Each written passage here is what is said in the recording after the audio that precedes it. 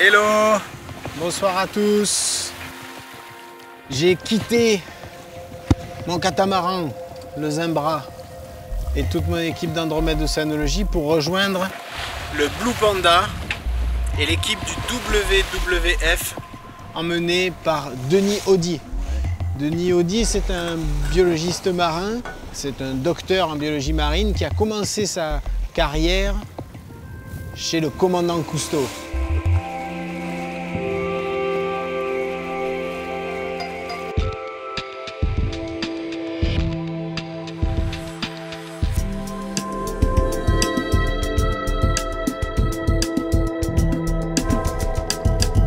Depuis bientôt 20 ans, il s'est passionné pour les grands mammifères de Méditerranée, de la mer de Ligure plus exactement, c'est-à-dire cette zone de la Méditerranée qui se trouve entre Toulon, Gênes et la Corse.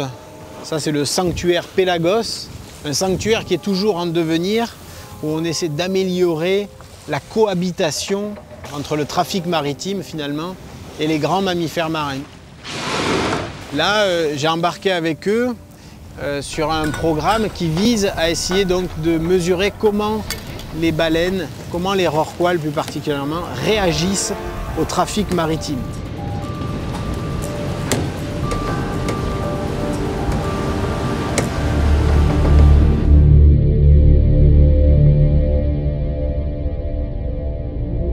Le confinement, ça a été une vraie période assez exceptionnelle, je pense, pour la faune et la flore de partout d'ailleurs, hein, y compris terrestre. Et on aura probablement aussi des bonnes indications quand on va commencer à exploiter les données acoustiques. Parce que l'acoustique, c'est vraiment un moyen très intéressant maintenant d'explorer le milieu marin. Il y a une telle pression de nos activités, il y a un tel dérangement. Un mammifère marin qui vit dans un univers totalement acoustique. L'œil sous l'eau, il sert à 10 mètres, c'est-à-dire à rien. Donc tout l'univers mental de comment se représente le monde ces animaux, c'est acoustique. Eh bien imaginez-vous que vous vivez dans un milieu où vous avez en permanence des flashs et plusieurs centaines de watts. Donc vous évoluez dans un monde où vous êtes ébloui tout le temps. Ce cargo-là, qui est un maxi container, il fait plus de 300 mètres, il navigue à 16 nœuds.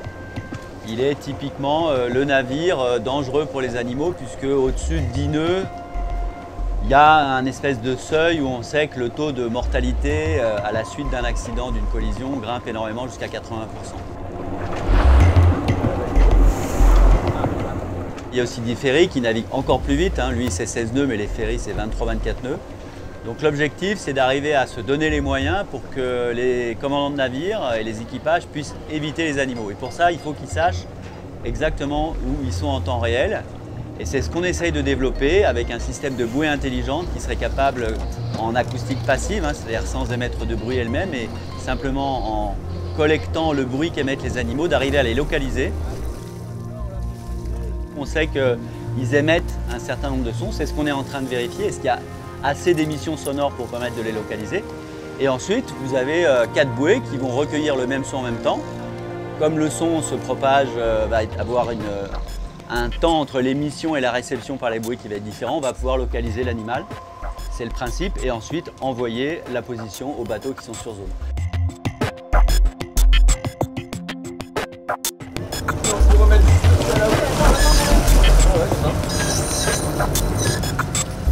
On s'est rendu compte que si on prenait la densité qu'on connaît des animaux et le trafic maritime à partir des données AIS, il y a 3500 situations de collision par an. Et il y a 8 à 40 morts de grands cétacés comme les rorquals communs. Donc ça veut dire qu'en fait, il y a énormément d'énergie et de temps passé et déployé pour éviter les navires. Donc là, l'idée, c'est de renverser un peu ça et de faire en sorte que ce soit les navires qui soient avertis et qui puissent les éviter. Soit en ralentissant la vitesse, ce qui est un peu compliqué souvent sous les navires, soit en se détournant de leur route comme ils le font avec un autre navire.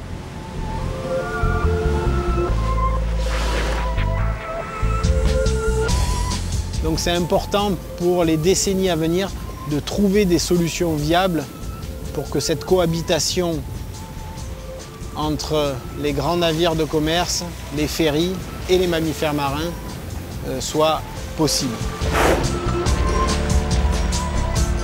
Bon, et je ne vous cache pas que personnellement, j'avais quand même aussi l'espoir de peut-être voir de très près quelques-uns de ces grands mammifères. J'ai sous-estimé, je le reconnais, l'émotion que m'a procuré tous ces globicéphales qui étaient il y a quelques jours autour du bateau.